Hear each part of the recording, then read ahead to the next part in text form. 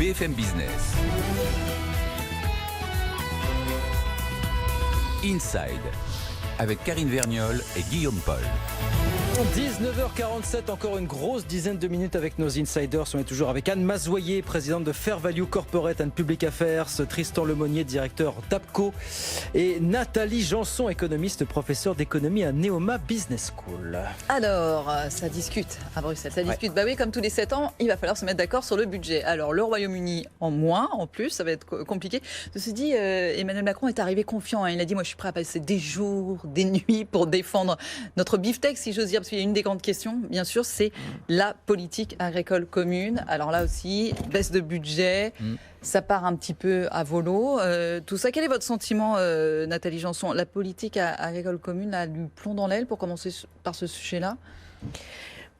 Disons que oui, de toute façon, oui, elle n'est pas mise en avant, puisque là, c'est pas les grands sujets que veulent dans les Européens, en tout cas, les Européens sauf la France. C'est pas, en tout cas, le sujet qui est porté comme prioritaire aujourd'hui.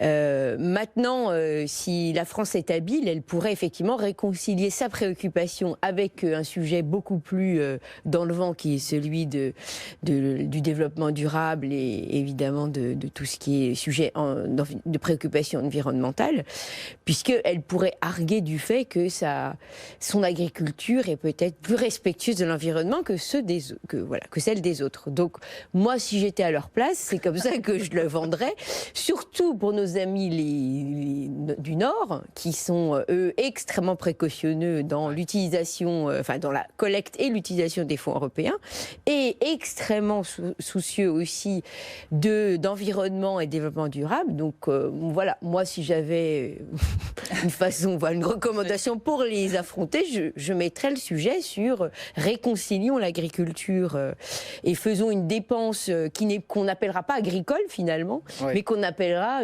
qu'on nommera une dépense d'environnement. Voilà. Oui, c'est comme ça qu'il faut essayer de faire passer la pilule. Parce qu'il y aura cette pilule-là et puis il y en aura d'autres. Tristan, le budget c'est encore plus compliqué finalement. Je crois que c'est compliqué, c'est une bataille extraordinaire et je suis assez d'accord avec ce que Nathalie disait. C'est presque un sujet de politique interne maintenant, la PAC. C'est-à-dire qu'on est vraiment... L'agriculture française a devant elle des enjeux incroyables de transition vers l'agroécologie, vers des modèles de production durable. Et aujourd'hui, c'est quand même un sujet de tension énorme. Le salon de l'agriculture commence ce week-end. Je pense qu'on va énormément débattre de la négociation de la PAC. On repart là pour 6 ans. Donc c'est les 6 années qui vont quand même, je pense, être assez crucial pour l'avenir de la planète. Donc il y a beaucoup d'enjeux à travailler. Et ensuite, au sein même de la majorité présidentielle, il y a quand même des différents camps qui s'opposent. Il va falloir réconcilier tout ça, même au niveau européen. Donc je pense que, pour moi, j'en ferais presque un sujet de politique interne pour le leadership de la France en Europe. Oui.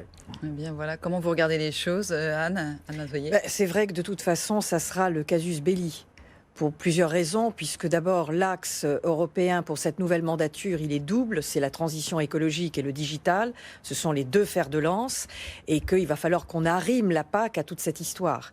Donc je disais tout à l'heure, en attendant le début de l'émission, que mon équipe à Bruxelles me disait que la place du Luxembourg était envahie par les tracteurs, pour bloquer, je dirais à Bruxelles, pour ceux qui ne savent pas, c'est la grande place qui se trouve devant le Parlement européen, et pour essayer de manifester en amont et essayer de faire valoir leur voix. Ça va être très compliqué. Et pour Emmanuel Macron, c'est une gageure très importante parce que c'est une partie aussi de sa crédibilité européenne qu'il joue. Donc oui, c'est une vraie question. On disait tout à l'heure, un peu bêtement, mais c'est vrai que ça allait peut-être être plus facile sans les Anglais, mais ça va être encore plus difficile parce qu'effectivement, il y a moins de ressources finalement. 75 milliards 75 milliards en moins. C'est ça, Tristan, le chiffre, oui, c'est ça, exactement. Ça fait beaucoup et en plus il y a vraiment entre guillemets 2 blocs qui s'opposent. Un bloc qui veut pas aller au-dessus de 1% du PIB national. Aujourd'hui la proposition sur la table, si je dis pas de bêtises, il me semble que c'est 1,06%. Donc ça peut paraître léger, mais en fait à l'échelle en volume c'est énorme.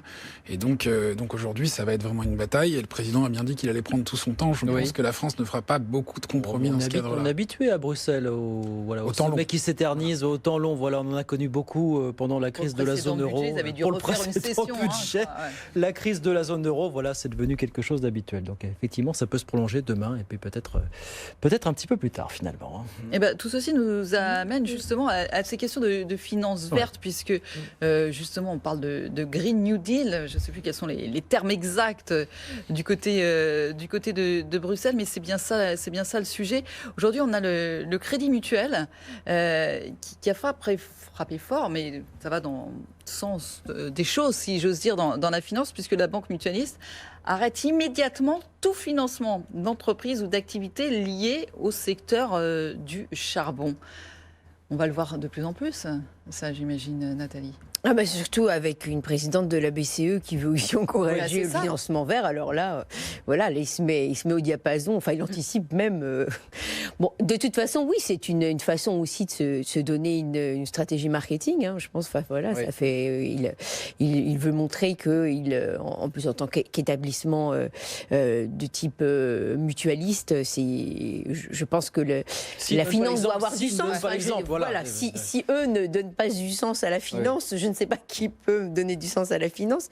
Donc ça va avec effectivement le type de groupe qu'il représente. Mais bon, néanmoins, c'est une stratégie très très déterminée et un peu avant-gardiste par rapport aux autres, puisque c'est bon, même si effectivement on en discutait aussi plus tôt, la Poste avait aussi pris ce positionnement-là, mais dans les banques, puisque la Poste était une nouvelle arrivée, donc elle aussi, elle avait besoin de se démarquer dès le début. Donc là, si on revient à la banque, enfin au secteur bancaire plus traditionnel, c'est sûr que en affichant une telle détermination, ça la démarque et ça montre une orientation effectivement aujourd'hui de la finance vers d'autres préoccupations.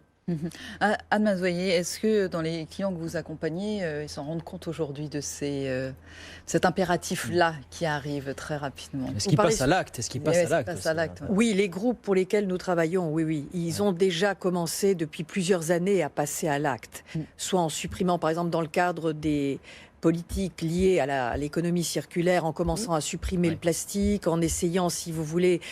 Alors au départ, c'était une question de communication et d'image, c'est-à-dire pour se redorer un blason et pour essayer de se refaire une virginité. Donc cosmétique, on va dire. Voilà, plutôt. Depuis 2-3 ans, on voit vraiment des actions très concrètes. On voit des changements de procédure de production. On voit des changements de matériaux également intervenir dans la fabrication de certaines matières ou de certaines technologies.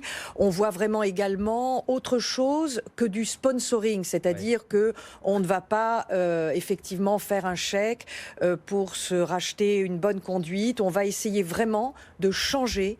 Et donc, ça vient aussi dans le cadre des efforts managériaux dans ces groupes pour inciter le personnel, les ressources humaines à faire davantage d'efforts. Alors ça se voit dans l'ensemble, si vous voulez, des infrastructures dans les groupes qui sont implantés en France, mais aussi qui ont des filiales un peu partout en Europe. Si, je pense qu'il y a vraiment une prise de conscience et qui du reste vient aussi de la jeunesse et de la pression qui est mise actuellement par la jeunesse. Et dans l'attractivité de ces groupes vis-à-vis donc des nouvelles populations qui vont venir les rejoindre, le fait de pouvoir afficher cette green card dans le sens littéral du terme et non pas dans le sens américain, c'est vrai que c'est un facteur d'attractivité supplémentaire pour permettre à des jeunes de venir choisir les boîtes pour lesquelles ils veulent travailler. Pression de la jeunesse, de la société, des marchés, des agences de notation aussi de plus en plus. Voilà, oui, ça aussi absolument. on en parle tous les jours. Tristan, peut-être un mot là-dessus, il nous reste une minute. Mais je trouve ça aussi intéressant comme démarche parce que je pense que la finance peut être un catalyseur du changement sur le développement durable, vu que les gouvernements ont du mal, on voit que les accords de Paris, ça a du mal à être mis en œuvre, etc. Donc la finance peut vraiment lancer un mouvement.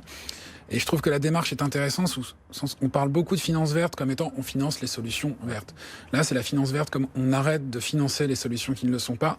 Et je trouve que c'est vraiment l'alliage des deux dimensions qui va permettre de vraiment avancer. Et du coup, je trouvais que la démarche était intéressante dans ce sens-là. Et ben voilà, parce qu'à un moment donné, si on n'a plus de financement, on va faire les choses de façon verte, on n'aura plus le choix. Exactement. Ça reste le nerf de la guerre, quoi qu'on en dise, en toutes circonstances.